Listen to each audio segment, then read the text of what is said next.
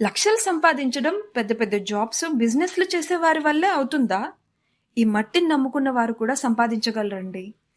కొబ్బరి, కోకో తోటలు రైతుని రాజుని చేశాయి. మనం ఒక వస్తువు నమ్మాలంటే సాధారణంగా మార్కెట్కి వెళ్ళాలి.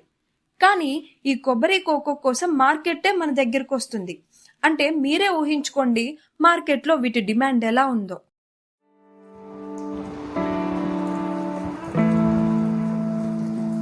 Welcome back. నేను రాధిక. ముందుగా మీ అందరికీ నా యూట్యూబ్ ఛానల్ నేను మీ రాధికకు స్వాగతం. ఒక జాబ్ చేసే వ్యక్తి తన వర్క్ చేసే కంపెనీ వృద్ధి కోసమో, లేదంటే తన ప్రమోషన్ ఇంకా మంచి పొజిషన్స్ కోసమో చాలానే ఎఫర్ట్స్ పెడతాడు. బిజినెస్ చేసే వ్యక్తి కూడా ఇంతే. తన వ్యాపార వృద్ధి కోసం డే అండ్ నైట్ కష్టపడతాడు.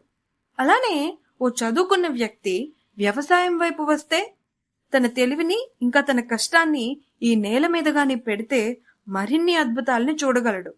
అద్భుతాలతో పాటు మంచి ఆదాయాన్ని కూడా పొందగలడు. నేనిది మీ అందరికీ ఛాలెంజ్ చేసి చెప్పగలను. చెప్పడం మాత్రమే కాదు, చూపించగలను కూడా. నేను కోకో, కొబ్బరి సాగు మీద సుమారు ఒక 2 సంవత్సరాలు స్టడీ చేశాను.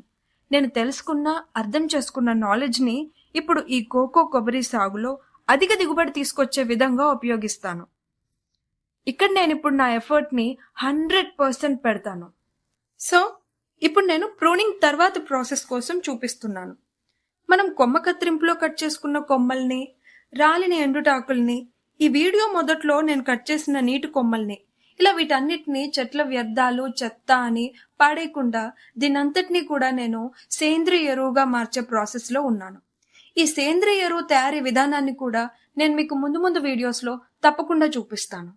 ఇప్పుడు ఈ చెట్ల వ్యర్థాలంతటినీ కూడా కోకో, కొబ్బరి చెట్లకు అడ్డు లేకుండా ఇలా గట్ల కింద ఏర్పాటు చేయించి దోమల బెడద, చెట్లకు తెగులు లాంటివి రాకుండా జాగ్రత్త తీసుకుంటున్నాను.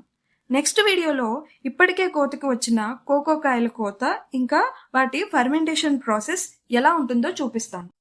నేను చేసే కోకో, కొబ్బరి సాగు ముందు ముందు ఎలా ఉండబోతుందో చూడాలి అనుకుంటే తప్పకుండా నా ఛానల్ని సబ్స్క్రైబ్ చేసుకోండి.